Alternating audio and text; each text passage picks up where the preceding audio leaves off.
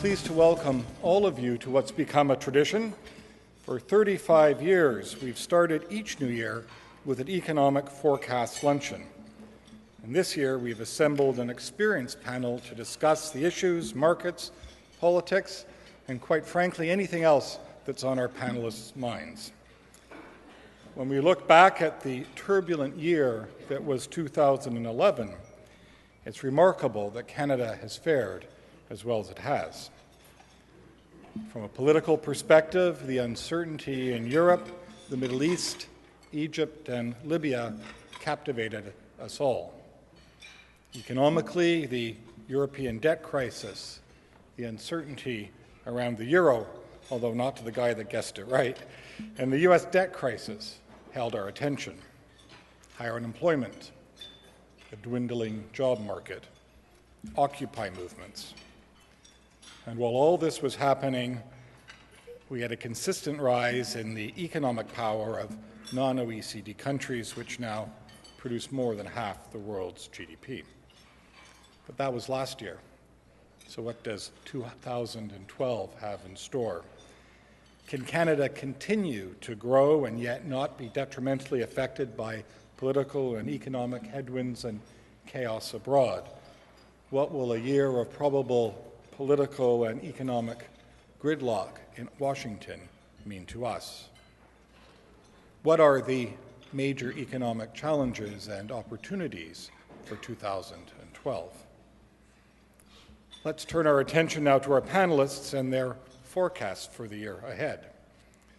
To those here, I'd ask you to hold your applause until I've finished introducing our panelists and head table guests.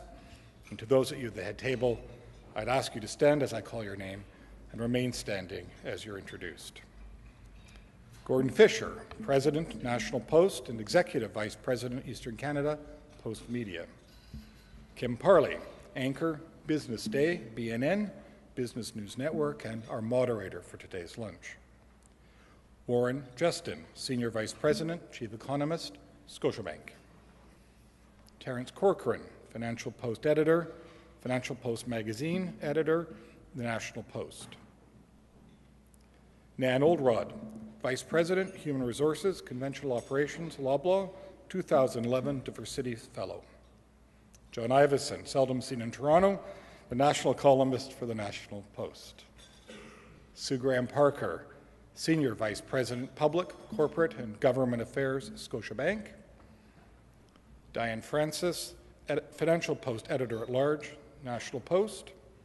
And Andrew Coyne, new national columnist, Postmedia, and the National Post. Ladies and gentlemen, your head table.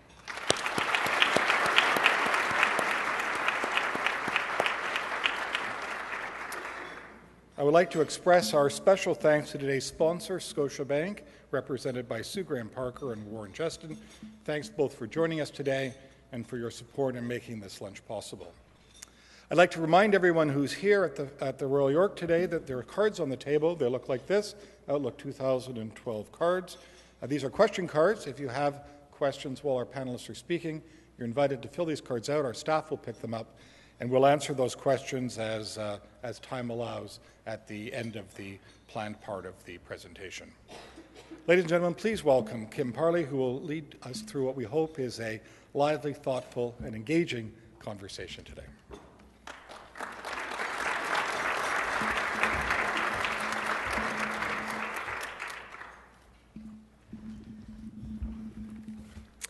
Thank you very much, and hello and Happy New Year to everybody in the room.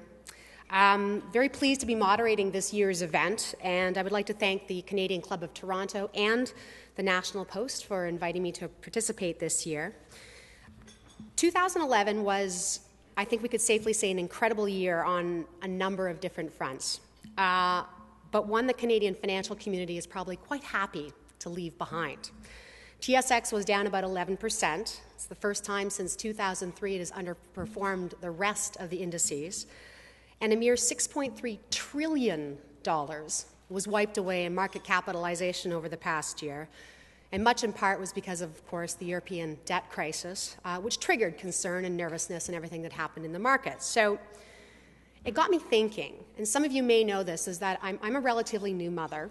I have a toddler at home, and I was thinking about the parallels between the European debt crisis and my toddler. For example, there's screaming and tantrums, there's made-up words and babbling, and there's the holding the breath till they get their way. And then there's the toddler. Moving on to 2012, as we said, actually things are looking much brighter from the prognosticators that I've spoken to. But let me tell you a bit about how today's program will work, what's going to happen, and what you're going to hear. Each panelist, which was just introduced to you, will be presenting their outlook for you for 2012. And to your speakers, if you're listening to me, you will have 6 minutes to present your ideas, and just 6 minutes. I will warn you, I will cut you off mid-sentence if you're still talking at 6 minutes, because we do want to leave enough time for everyone at the end to submit their questions. Now, all of you, I believe, have on your table in front of you a card that says Outlook 2012. Please use it. Take that opportunity, write down your question at any point. Someone will be coming around during the discussions to gather those cards, bring them to me. And here's the great thing, if you're too embarrassed to ask your question, I'll ask it. Just pass it on up to me and I'll ask not everything that's on there, but I will be pretty true to whatever's on the card right now.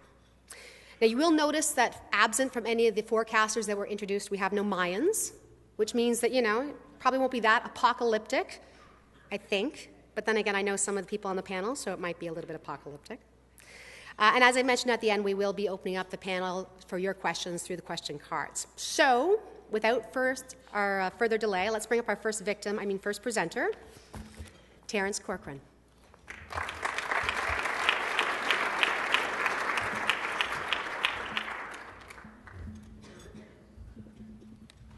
Thank you very much, Kim. And Happy New Year, happy 2012 to everybody, and thank you very much for being here today. I should warn you, I have a bit of a cold, so I may have to stop and sniffle and do things that people who have colds do. But before we get to the forecasts and predictions, I thought it might be useful to pause and take a look at what we've gone through over the past year and what I think continues to be the major economic and political development, actually the past couple of years. And it was not, as Time magazine described or declared, the Occupy Wall Street movement and public demonstrations in the Arab nations. Although the idea that the Occupy movement's anti-Wall Street crusade is somehow equivalent to the Arab Spring uprising against murderous tyrants ranks as one of the great intellectual grotesqueries of the year.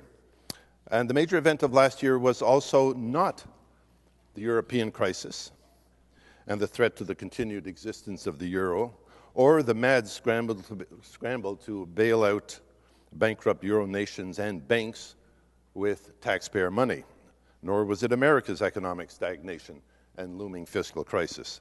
None of these events capture the major underlying trend of the past year. Now, this dominant force around the world today is the continuing decline in the policymaking based on an economic theory that came to be known as bazookanomics. Now, it came to be known as bazookanomics because that's what I came to call it last month. Now, I did not invent this new school of economics, although I do see an opportunity to turn the concept into one of the world's first comic economics textbooks. So far, though, all I have is a cover for this comic economic textbook, which I believe you all have on your table. This is as far as I've gotten so far, and I may not get much further. Now, it came to be known as bazookanomics because that's the word that Hank Paulson used back in 2008. I'm going to quote you from what he said. This was on the eve of or just after the U.S. housing crisis had started up, and he was looking for solutions to problems.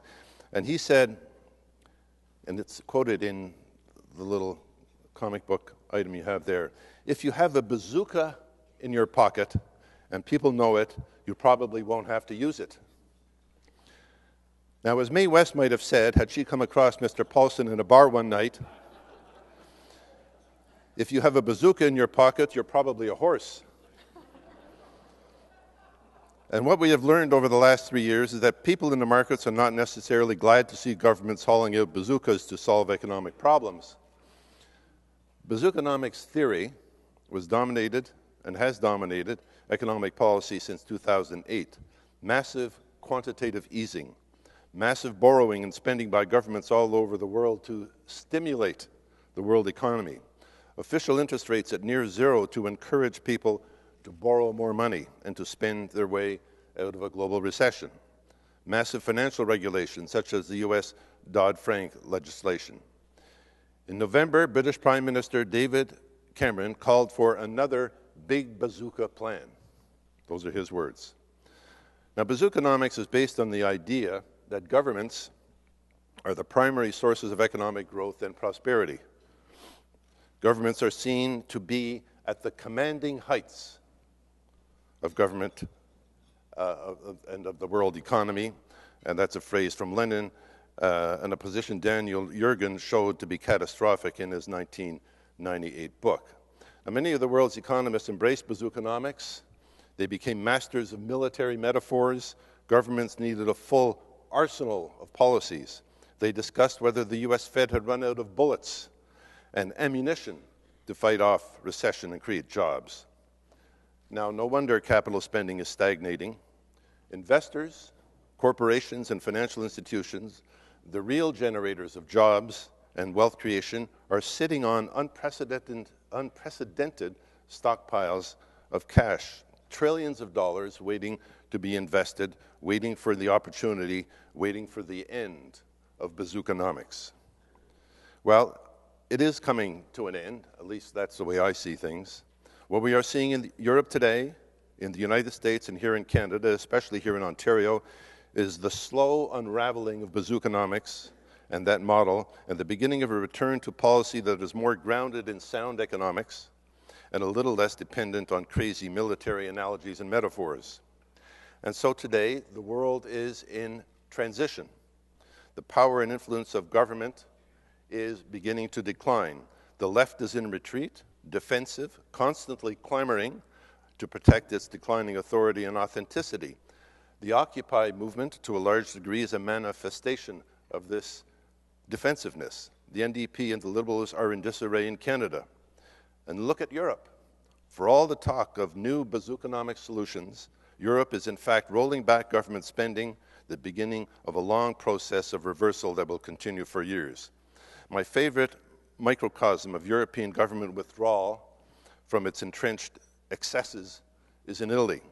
Thousands of government subsidies are being killed, including money that supports several communist newspapers.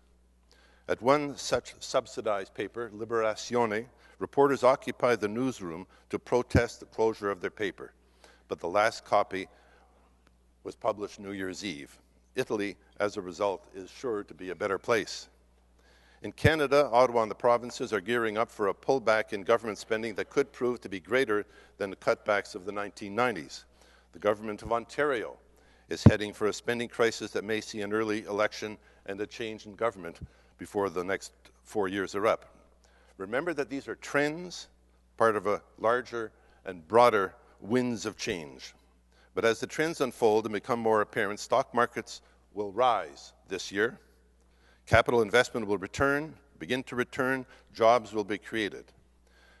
Transformation will come sooner if, as I predict, Mitt Romney wins the Republican nomination and the U.S. presidency in November. If that prediction is wrong, President Barack Obama, in his second term, will in fact have no choice but to begin putting an end to the era of bazookonomics in the United States. Thank you very much. Have a happy New Year and look forward to your questions.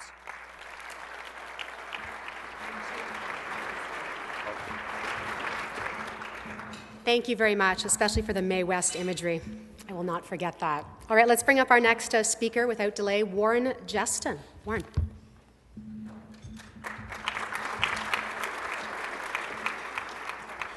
Well, I'd like to thank Terence for outlining bazookonomics. I don't have to go over that now, and I don't have enough time to do my wrap-up of my forecast predictions last year, so I'll go right into this year's economic fearless forecast, bearing in mind, of course, that economic forecasts can be hazardous to your wealth. We think about the economy in cyclical terms. We talk about recession and recovery, but I think, and Terence looked at this a little bit, what is driving the economy right now is structural change. By the end of this decade, China will be the world's largest economy, not the U.S. And this massive structural change is going to drive economic forces this year and for the balance of the decade. We think about economic risks to the forecast, but in fact, the biggest risks to the forecast are political. We see that in the oil markets today with the concerns of Iran. We've seen it in the fall with the concerns over what's happening in Europe, or in mid-year with the debt crisis debate on the debt ceiling in the U.S. And the combination of these structural factors and political risks makes the market very, very volatile. So in my brief time today, I'd like to talk about what I think is driving the markets right now. The first one, lunch bag letdown about the outlook for growth, because very, very clearly growth has slowed. In the U.S. and in Canada, for that matter, I don't think that you will see a performance much above 2%. In fact, in the Canadian economy, we may struggle to get up to 2% growth in 2012. In Europe, no net growth. Germany may do a little better this year. In fact, the economic indicators are looking pretty good. In France, they may scrape through with a minor increase, but in many of those economies, we have a banking crisis, financial contraction, and economic recession. In the emerging world, things are slowing down as well. I mean, China may not grow by 9% this year. India may fall below 8% growth. Brazil under 4% growth. In good years and in bad, those economies effectively are growing much faster than what we're seeing in the traditional economies, such as Canada and the U.S., but at the end of the day, growth is slowing globally. One of the outcomes, of course, is that you're going to see inflation not an issue this year. Perhaps in agricultural prices, but not in much else. It's important to look in the emerging world, too, about where growth is coming from, increasingly not from exports, but from domestic demand. China is the largest car market in the world right now, second largest market for luxury goods in the world, third largest supplier of global tourists to the world. And many people in China have never traveled beyond their borders. So the world is changing very substantially. What does it mean for Canada? Well, first of all, emerging market growth, continuing at a pretty solid pace, means that commodity prices are going to stay pretty high. The mega projects that are driving Western Canada and Newfoundland Labrador are going to continue, and we're going to be supported in that manner.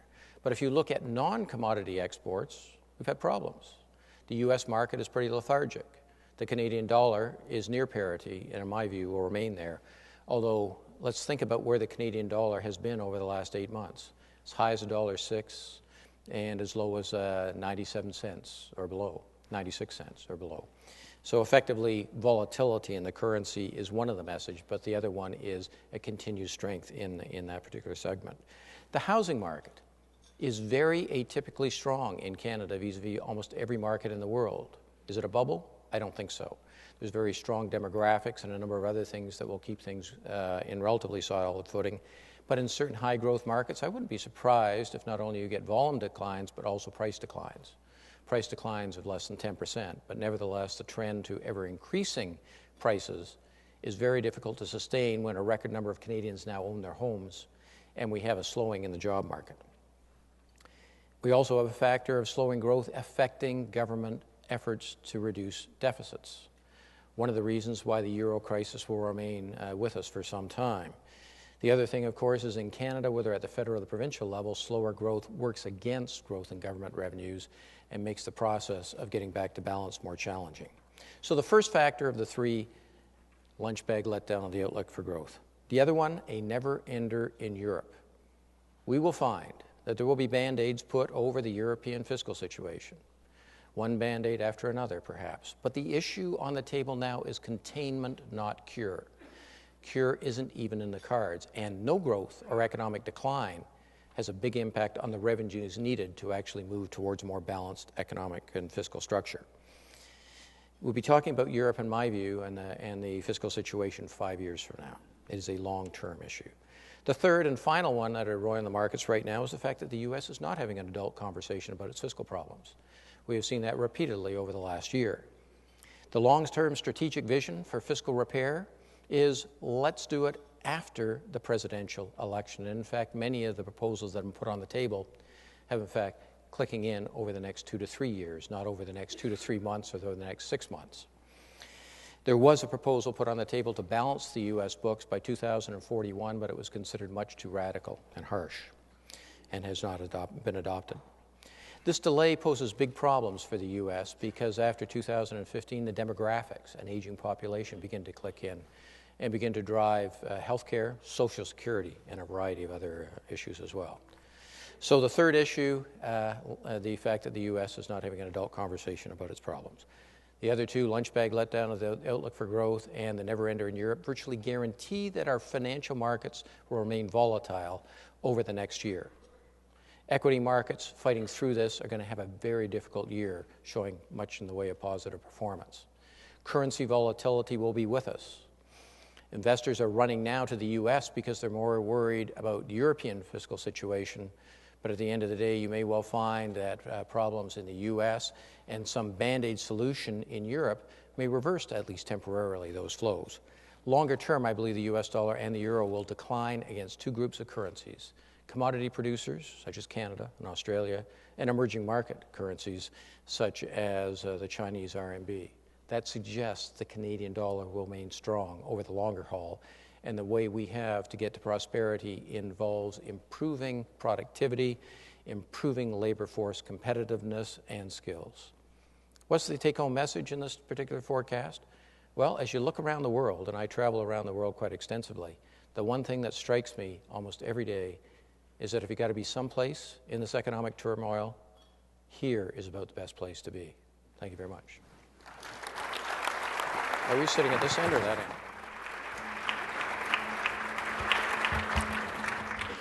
All right, so Terence started negative, went positive, Warren went positive, and then I think went negative. Let's find out what John Ivison is going to be adding. Please welcome John Ivison.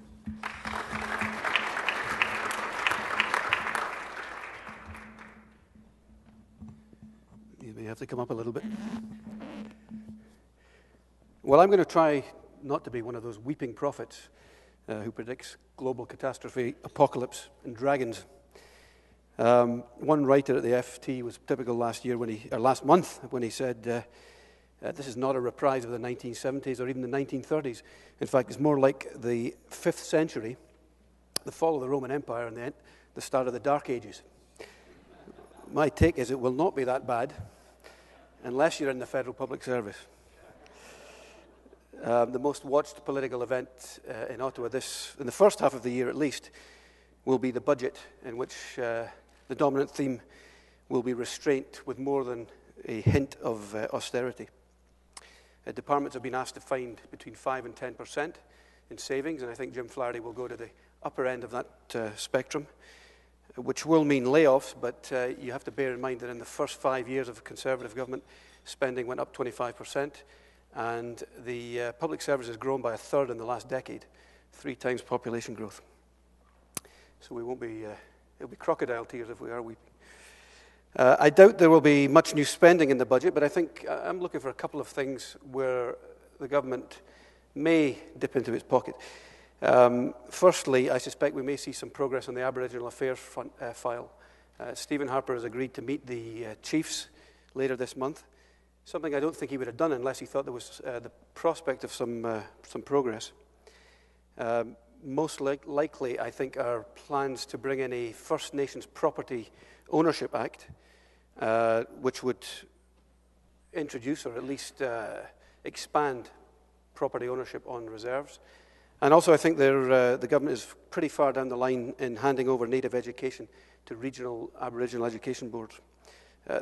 These would both require a little bit of spending, I think, so they would probably be in the budget. Neither are panaceas, but I think they are structural changes which might have an impact on the abysmal outcomes that we're seeing in places like Atawapiskat. Try saying that after a couple of beers. The other move that I think we will see in the budget is to raise the age of retirement when it comes to qualifying for old age security. Many countries around the world have already acknowledged the need to dramatically reform pensions to keep benefits sustainable. Otto von Bismarck arbitrarily chose the age of 65 back in the 19th century, when very few people reached that frosty peak. Now, people born in the 21st century, they're expected to live into their 90s, which means the system has to support them for 30 years. I don't think that is sustainable. I don't think the government thinks that, and I think they will acknowledge that in the budget. Events on Parliament Hill continue to be a sideshow. The Conservatives will keep driving through the agenda in which they were elected last May. The copyright bill and the long gun registry still haven't been passed, so there's a bunch of legislation which is still in the pipe. And they will continue to ignore the protestations of the opposition parties, maintaining the partisan heat in the House, if only to keep the money rolling in from party donors. A word on the opposition. The NDP is led in the House by a very pleasant lady who would make a good mayor of Gatineau in an off year. It's not really working for her as leader of the opposition party, though. And, but obviously most of the big hitters are on the road campaigning for their leadership. I think I tipped Tom Mulcair to win that in March. Quebec has only got about 5,000 of the NDP's 90,000 members, but the only public opinion poll we have to go on so far suggests that he has the ability to translate beyond his home province. The business community must hope that Mr. Mulcair, Paul Dewar or Nathan Cullen perform well. The other frontrunners are Peggy Nash and Brian Topp, and they would not be friends to business. As for the Liberal Party, what can you say? It's been boiled down to its very essence, and despite Bob Rae's adept leadership in the House, it's really a sideshow to a sideshow at the moment. The real action has taken place on the international stage as the Harper government tries to strike new trade deals to compensate for the declining export market. And also enacts a series of an increasingly muscular foreign policy. The word being used is muscular pragmatism to describe what the Conservative government is up to. We're going to see the fruits of some of the US border trade and security deal. A number of pilot projects kick in the middle of the year. The Canada-EU trade deal is scheduled to be concluded this summer if we can get some of the trickier issues like rules of origin sorted out. I see the hook coming, so I better wrap up. Just one area that I would like to raise, which has slightly unnerved me, and that's the government's the impact of majority government on the Conservative government's foreign policy. Domestic policy was the focus through which the government looked, or the prism through which the government looked at most foreign policy issues over the last 5 years, from Arctic sovereignty to China, from Omar Khadr to Israel. Freed from those tethers, I think Mr. Harper, the language he's been using is remaking foreign relations as a moral crusade. In his words, a struggle between good and bad. He sees Canada as a great country rising, and he sees it's now time for us to flex our muscles. My thought is that if Mr. Harper becomes too cavalier on this front, that the new muscular pragmatism may end up becoming more muscular than pragmatic. Thank you. I'll leave it at that and take my leave.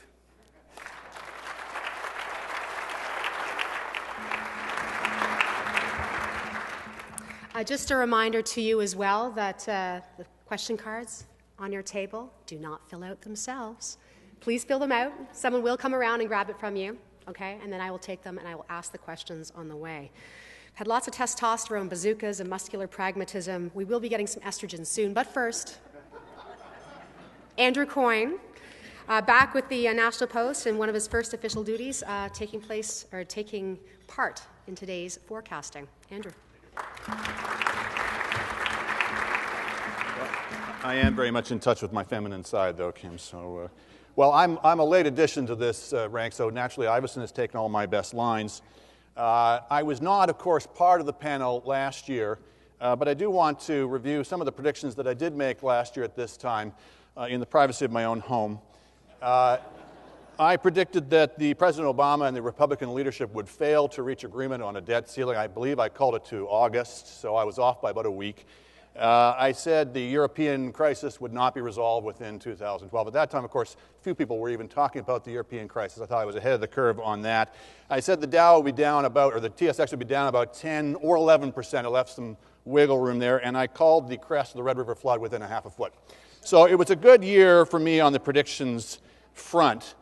Even though I'm not really, as I try to explain to people in these sessions, I'm not really in the predictions game. I leave that to Warren Jestin and my fellow pundits. I'm more in the finger-pointing, backbiting, and recriminations game. So I thought I would just very quickly have a look back before looking forward, since looking back, I'm reasonably adept at predicting the past. I want to impress upon you how significant the election was, that if anybody is thinking we in the pundit business tend to be over-invested in significance, and we tend to be declaring that this or that is a historic, game-changing election. And so when you say that about this, people will say, yes, yes, but you're being too excitable. They're all like game-changing elections. But this is different in a lot of ways, one of which is this is not like the Tory breakthroughs of 58 and 84, the Diefenbaker and Mulroney sweeps, precisely because it wasn't a sweep and it didn't happen overnight. It wasn't some sudden rush of enthusiasm. It was built slowly over time. It's not a sweep. They built it on two power blocks, the West and Ontario.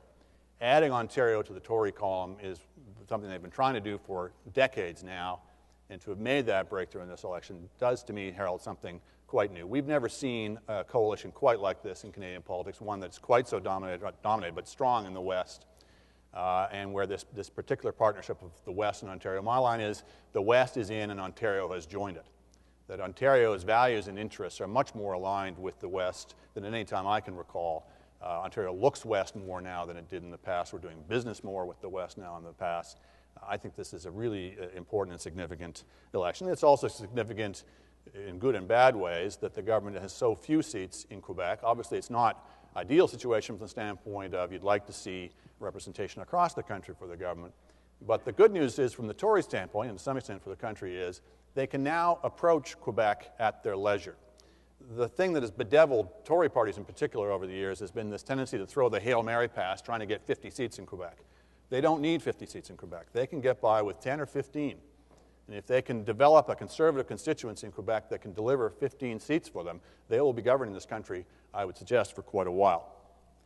What we're going to see in the next few months, I will hazard a couple of predictions only out to the next, to say March, because I do think the next 3 months are going to be fascinating, because all three of the main federal parties are going to be defining themselves in quite significant ways. With the Tories, of course, we're going to find out at long last whether they do, in fact, have a vision. Up until now, it's been a lot of tic-tacking about, and mostly they'll boast of the things that they didn't do. Well, we didn't bring in this and we didn't bring in that those accursed Liberals would have done, but it's been hard to identify any particular Tory vision, and in fact, of course, they've been all over the map ideologically. Now, you say this to Tories, and I apologize if there are any card-carrying conservatives in the room, but they get very shirty and they say, no, no, no, it's not that we've abandoned our principles to stay in power. We've simply discarded our convictions to remain in office. Why must you be so persnickety about this? So we will see whether, particularly with this coming budget, whether they're actually going to deliver a vision of their own. If they're not capable of doing it now, in the first year in power, with neither of their main rivals having leaders at this point, or permanent leaders, then when can they? To be fair to them, John mentioned a couple things. There have been things building up over time. Amid all this tacking about, they have been putting in place some fairly significant policy chunks, the lowering the corporate tax rate, these free trade deals, which I think are enormously significant. If we pull off this Canada-Europe deal, we will be the first advanced, developed country to have a guaranteed access to both of the major markets in the world, Europe and the United States. That's an enormous competitive advantage. That's one that we can really run on. And when you add to that a Canada-India deal, some prospective deals in Asia, it's really quite a significant policy plank, and I do think we should give them credit for that. The NDP, of course, will be going through their leadership race. People are moaning and groaning right now that the NDP are down in the polls and that they don't have significant leadership in Parliament, et cetera. None of this really matters. We're in the first year. It's 4 years away, the election. What matters is that they make the right choice for leader. The problem they've got is the four major candidates they have each have significant, at least three of them have significant failings. Paul Dewar can't speak French. Brian Topp has no political experience. And Thomas Mulcair is not particularly, doesn't particularly play well with others. But then you got Peggy Nash, which is my side bet. She's got better French than Paul Dewar, admittedly not saying much. She's got more political experience than Brian Topp, okay, not saying much. And she's more likable than Tom Mulcair, okay, really not saying much. But I do think she's perhaps the dark horse in that race to watch. I see the hook being driven, so I'll just close with the Liberals. The Liberals have an existential dilemma in front of them. They have to persuade themselves and the public that there is a need for a third party in Canadian politics. And both the Tories and the NDP, of course, will be trying to convince people that that is no longer the case. What the choice the Liberals have to make is, If they think that what they're going to do is simply be somewhere in the middle between the two, they'll be less right-wing than the Tories, less left-wing than the NDP, and sooner or later people will come back to their senses and realize the virtues of moderation, they'll be waiting a long time. What the Liberals have to have the courage to do is to reinvent the center. To reinvent the center not as cautiously trimming on every issue, but as being bold, taking issues from the right or the left, depending on which is the necessity for each issue. If they're prepared to be bold, if they're prepared to reinvent themselves from top to bottom, they have a prospect of surviving. If I had to bet, I would say they will not be that bold. But we will find out certainly early signals of this at their convention in January. So the next 3 months, as I say, will be a particularly fascinating period in Canadian political history. Thank you very much.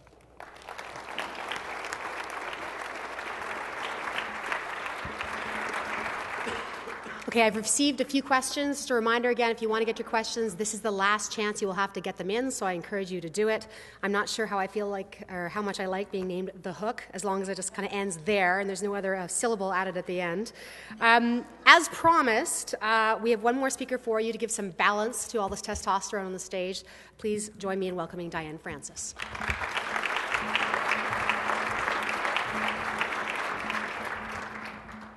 Thank you. Estrogen, yes. Balanced, I'm not sure I've ever been accused of that. Anyway, I am going to give you some other viewpoints.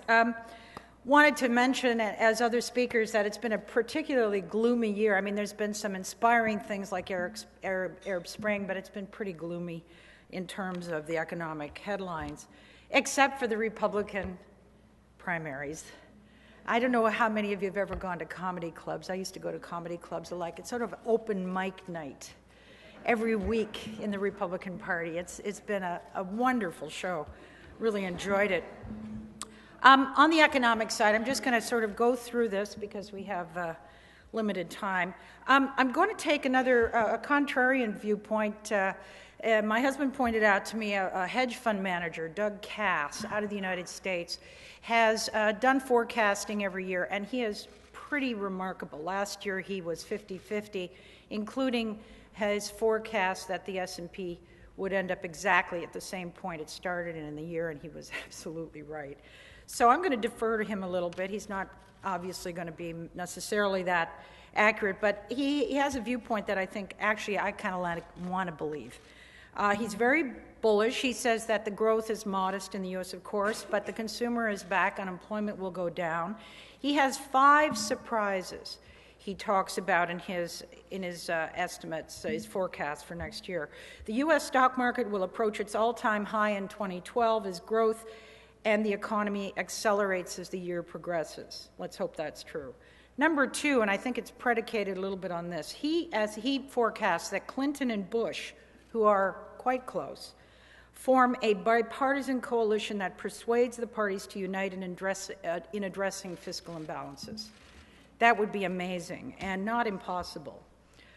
He also feels that the European debt crisis will lead to far more forceful and successful policy. They will kick the can, they won't solve it, but he feels pretty optimistic about that. And I think it's pretty clear Sarkozy will probably lose, and the Germans then will just be in charge. The Fed will tie monetary policy in the United States to labor markets.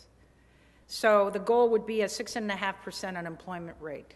This is a huge transformative change. That means cheap money, low interest rates. His 5th surprise forecast is that financial stocks, now on this side of the pond, not the European side, so that's Canadian and American banks, will be a leading market sector as loan demand recovers. There will be a rash of mergers and acquisitions in that sector, and domestic institutions, U.S. and Canadian, will enjoy market share gains at the expense of the flailing European institutions. All interesting. Hope he's right on every one of them. Now, to Canada, I would say that the Canadian dollar, as Warren and has pointed out, will bounce around in a range. We really are a petrodollar. 30% of our trade now is oil, sales to the U.S. And so as oil goes, so goes the sea dollar for the most part. That one bank in Canada has actually forecasted a 93-cent dollar in the first quarter of the year. I guess that would be predicated on really lagging commodity prices as well as oil prices. On the oil side, obviously Chinese and American growth will determine the price of oil. Another issue that may, and this is something that's sort of in the back of a lot of people's minds, and I don't want to take a guess on this, that Israel may attack Iran over the nuclear program, and that, of course, would lead to a conflict that would probably shut the Straits of Hormuz and lead to $130 a barrel oil. Hope doesn't happen. Hope they don't have a nuclear program that's dangerous, all those things. But that seems to be, it's just sort of out there. Natural gas is lousy. The price is horrible. The Americans are making lots, finding lots, and producing of shale gas. They're pushing us right out of the export market. Exports are down by half in the last 3 years, and I think Canada will be shut out of the natural gas export market within 5 years. Not good. Not good news at all. We used to have 18% of that market. Gold prices, I think it'll hit 2,000. Industrial metals will lag. Agriculture won't be great. And on the, to finish off on the political side, I would say that the Obama-Romney contest, or Obama anti-Obama nominee, will be very close. I would think that if Romney can demonstrate that he can, in fact, get both sides of the Congress to collaborate, that even someone like me who likes Obama might say this is the guy who should be CEO, because the animus is quite horrific in the U.S. But again, that could all be trumped by a Clinton-Bush collaboration to make it all work nicely. And finally, in Canada, Ontario and Quebec in 2014 will overtake the Canadian federal government in debts. Not good. Ontario has been warned.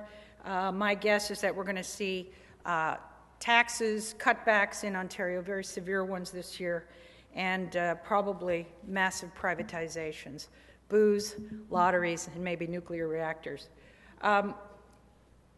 On balance, I'm more optimistic, I think, than most people. I hope Cass is right, as I said before, and the headlines will be better regardless, because we have the Summer Olympics, we have the World Cup runoff for Brazil in 2014, which will be held in Ukraine and Poland, which I adore, and then we have the Republicans to entertain us. So on that note, thank you.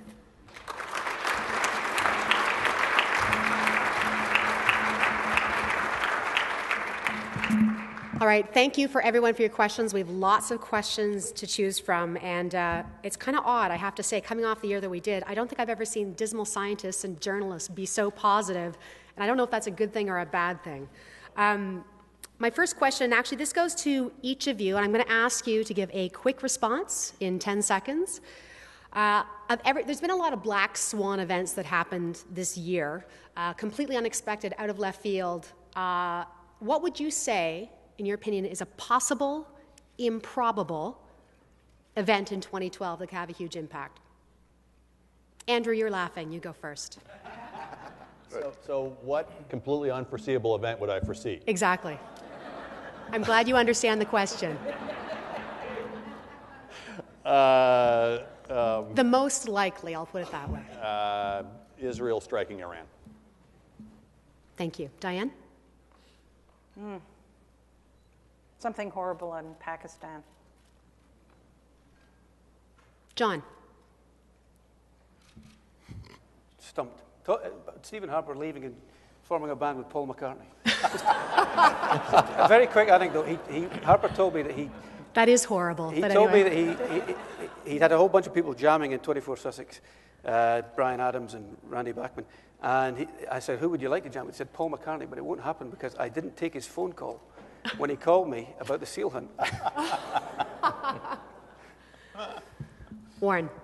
Well, as I said earlier, the risks are political, and I think the biggest one to watch out for is a meltdown in the Iranian situation. Terence? I don't have one. I don't have that kind of an imagination. You've got a bazooka. You should have a lot of them. I'm trying very hard to look comfortable and cool on this stool. So the worst thing that happened in 2012, he'll fall off this stool right now. We wait a little longer. Okay. This question, I don't know who it's from, but it's addressed for John and Andrew, but anyone is actually welcome to answer this one. Which candidate for the NDP federal leadership do the Harper Conservatives not want to see win? Well, I talked to a very senior Conservative who said they didn't particularly want to see Paul Dewar win, because Dewar is, his French isn't good, but he's a very nice man and very mainstream. I think he would he would appeal to a sort of broad audience. They quite like the idea of Tom Mulcair winning because they think he's wedgeable. Not wedgeable, but wedgeable. I don't know if I have much to add to that. I do think the Mulcair is a combustible force. I have some personal experience of that. Yes, you do. Yes, you do. I think, as I say, if I was going to say who I think was likely to win, I would put a bet on Peggy Nash. But I agree with John that Dewar is closer to the center, and he is very presentable. But I'm not sure if he can get over this hurdle of his French. The one other candidate who has sort of gone beneath the radar but did very well in the debate is Nathan Cullen. I'm sorry? Nathan Cullen, who is the BC MP, young guy, very smart. He will be a major force in the coming years, whether he wins or not. Next question. Can Canada afford a dollar at parity? Do we risk becoming nothing more than a well-run Saudi Arabia? Terence. Dollar parity, sure. I don't see any problem with the value of the currency being the major driver of economic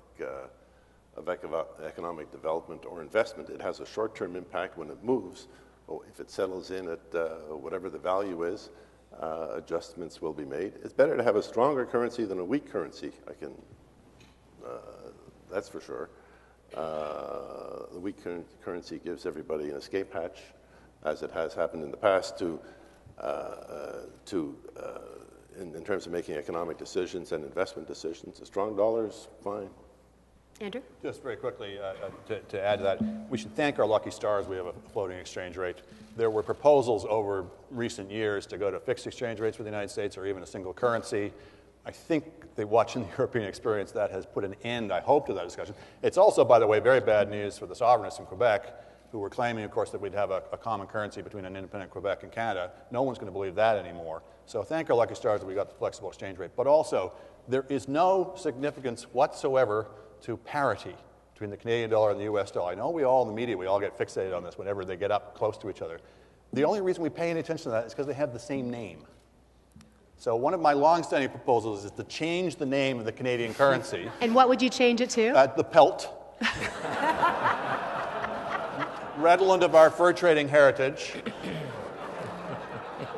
That'll be 6 pelts, please. I can't believe Andrew's getting laughs out of this old material. Okay, for each of you, again, quick answer on this. What would you say is going to be the come-from-behind success story in 2012? It can be either political or business.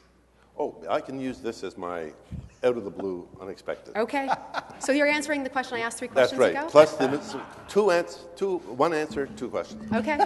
RIM makes a spectacular comeback. Shares shoot up to $150 a share. And you're basing that on? Well, it's a prediction. Well, the shares are up 4% today, so... There you go. It's starting already. Based on what? Well, are you just trying to make a what? I'm being somewhat flippant, but I don't know enough about what's going on within that company and exactly what their technological problem is. So therefore, you're making this prediction? They obviously have a market problem. Since they're losing market share, you don't need to be a rocket scientist to notice that. But you never know. They might pull something out of the hat. Maybe there's something there. Maybe it won't go to 150, but it could recover despite all the gloom and doom from the analysts. That is a bold bazooka-like prediction. Okay. Who's next? Warren. Come from behind story. Well, RIM would have to go up tenfold in order to get back to its previous peak, which would be a huge comeback story. I think if we're wrong in our forecast, it may well be that we become so negative on the U.S. economy for so long that we have counted out the consumer and a variety of others. And in fact, if there is a surprise, it may well be that the U.S. economy is stronger this year. John?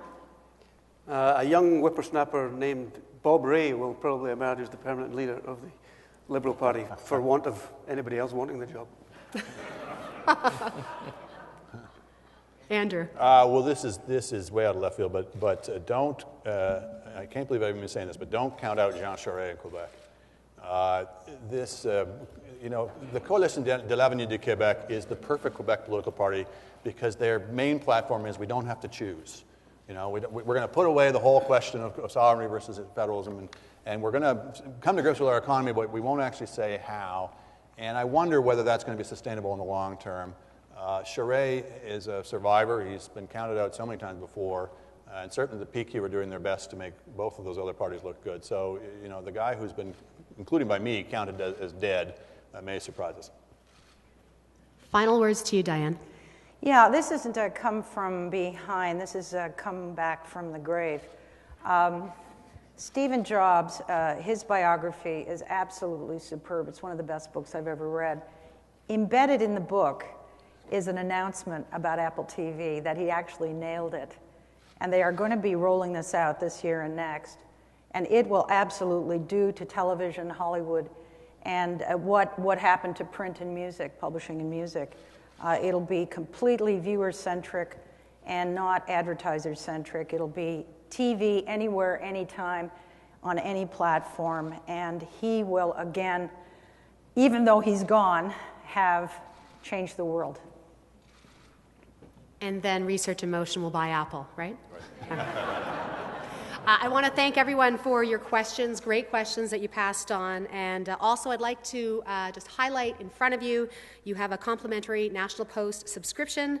It's provided exclusively for you all today, which entitles you to a 30-day complimentary subscription. I'd like to thank our panelists. You may not get off the bar stools quite yet, though.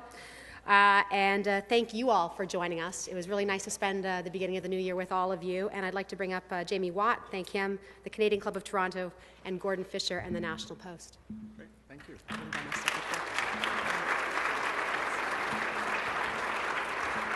Well, that was terrific. You can see why we've been doing it for 35 years. So thanks to our panelists, Terence and Andrew, Diane, Warren, and John, and I promise you, Terry, we're new stools for next year. It's the first thing on the list. I admire your courage and your willingness to be so declarative and frank, especially so earlier in the year. Special thanks also to Kim for guiding us through our panel. I'd like to reiterate our thanks to our partner, the National Post, and our sponsor, Scotiabank.